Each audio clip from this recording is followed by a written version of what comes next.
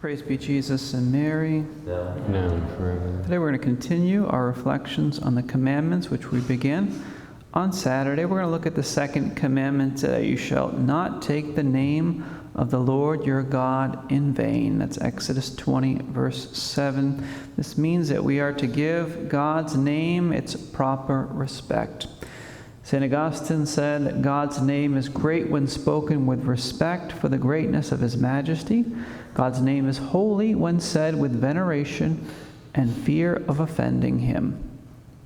The Catechism speaks of the second commandment in paragraphs 2142 through 2167. Paragraph 2143 says, God confides His name to those who believe in Him. The gift of a name belongs to the order of trust and intimacy. The Lord's name is holy. For this reason, man must not abuse it. He must keep it in mind in silent, loving adoration. He will not introduce God's name into his own speech except to bless, praise, and glorify it. So says the Catechism, and wisely so. To know someone's name is already to have a certain amount of familiarity and even a certain intimacy with them. It's really a privilege when someone shares their name with us, because the name is an extension of the person, and in a certain way it's an invitation to get to know that person as well. I think that's why it's so embarrassing when we can't remember people's names, right? Forgetting a name means I've forgotten something very important about that person. God gives us the privilege of knowing His name, and that's an invitation to be on intimate terms with Him. Catechism says God confides His name to those who believe in Him. So He doesn't want us abusing His trust by disrespecting His name.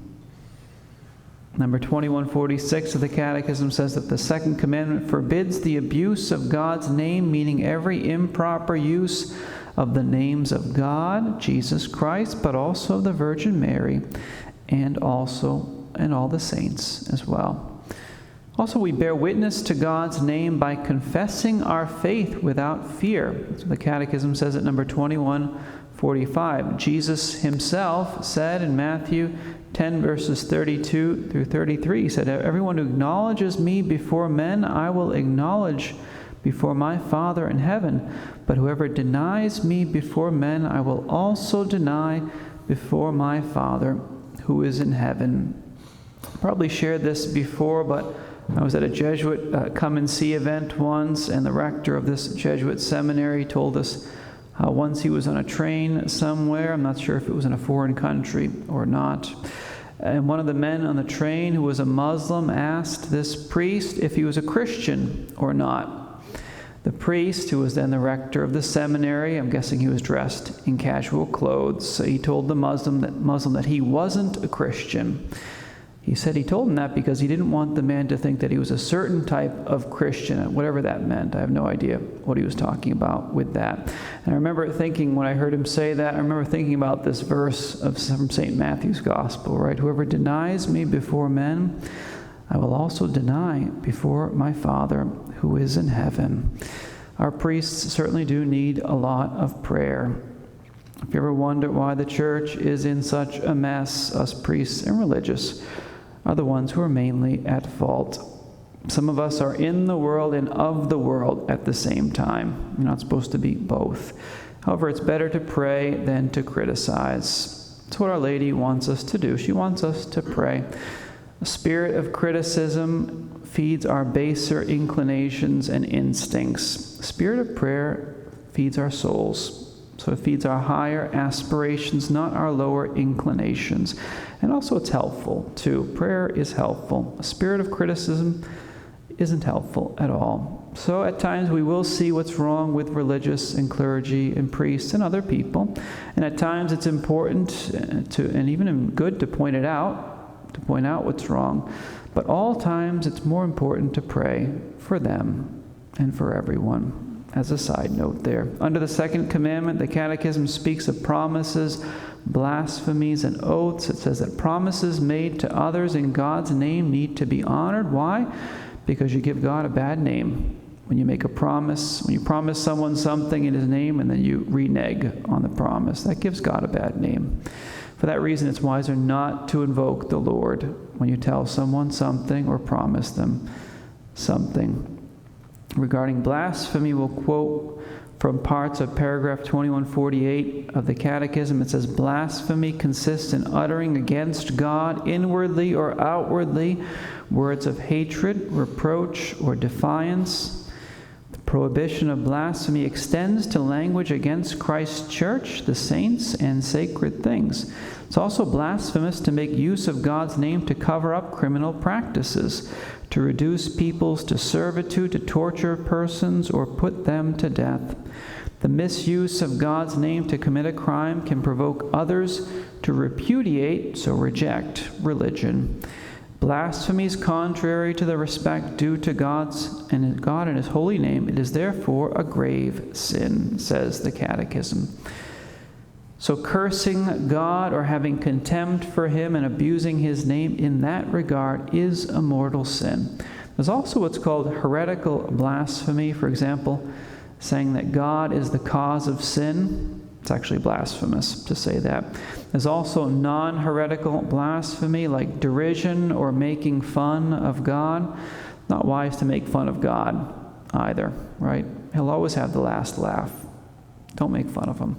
We'll add here that taking God's name in vain isn't blasphemy, strictly speaking. You know, when Christians take the Lord's name in vain, they tend to do it thoughtlessly or out of anger or frustration. That falls under profanity or cursing, not blasphemy, strictly speaking. It's profaning God's name. It still isn't good. It's still a venial sin. It can be a serious sin, especially if it causes scandal. That can make it a serious sin. We're also called to avoid taking oaths which misuse God's name. The second commandment forbids false oaths. It forbids perjury as well. It says taking an oath or swearing is to take God as witness to what one affirms. It is to invoke the divine truthfulness as a pledge of one's own truthfulness, says in paragraph 2150. So perjury is when you make a promise under oath with no intention of keeping that, or after promising something under oath, you don't keep your promise. You know, oaths are not bad or forbidden in and of themselves, but false oaths and perjury under oath are forbidden. Oaths can be made for grave and right reasons. For example, if you're in court, number 2154, paragraph 2154 says that, the Catechism. The next paragraph, 2155, adds that when an oath is required by illegitimate civil authorities, it may be refused. It must be refused, says the Catechism, when it is required for purposes contrary to the dignity of persons or to ecclesial communion. Under the second commandment, the Catechism speaks not about God's name, not only about God's name, but also about our own names as well. It also speaks about the Christian name. Number 2158, paragraph 2158 says, God calls each one by name. Everyone's name is sacred. The name is the icon, meaning the image of the person. It demands respect as a sign of the dignity of the one who bears it, unquote. So not only are we to respect God's name, but we're also to respect other people's names as well. Here, regarding sins against the second commandment, we'll also mention that cursing someone, meaning actually calling evil down upon them, is a mortal sin if we're serious about it. If you seriously wish harm or wish to curse another person, that's a mortal sin. Lastly, as a side note, swearing and cursing are venial sins. Okay, it's disedifying speech. The apostle says in Ephesians 4:29, he says, no foul language should come out of your mouths, but only such as is good for needed edification, that is, that it may impart grace to those who hear. Proverbs 4:24 says, keep your mouth free from perversity. Keep corrupt talk far from your lips. And St. James adds in James 3, verse 10, he says, from the same mouth come blessing and cursing, my brethren. This ought not to be so. So I've told people who have a problem with swearing that before they get to heaven, there's a great big pool outside of the heavenly gates, and around that pool there are hundreds of bars of soap lined up around the outside of that pool, on the edge of that pool. Some of you will have to work your way all the right way around that pool and put every one of those bars of soap into your mouth before Our Lady will let you into her home. Something to think about, right? And if the Father Stu movie's accurate, he may still be working his way around that pool, right, from what I heard. In truth, it's beneath our dignity as children of God to use profanity. Now, sometimes it does happen, yes, but we're better than that. You know, you're better than that. Remember, we're called to be in the world, but not of the world, as Jesus says in John's Gospel. And that includes the words that we use and that we say.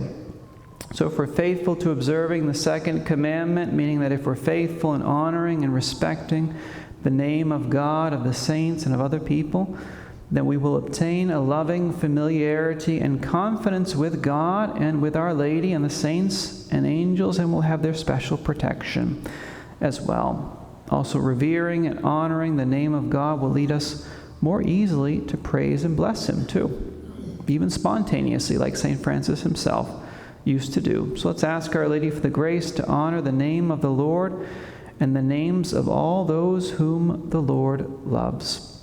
Praise be Jesus and Mary, now and forever.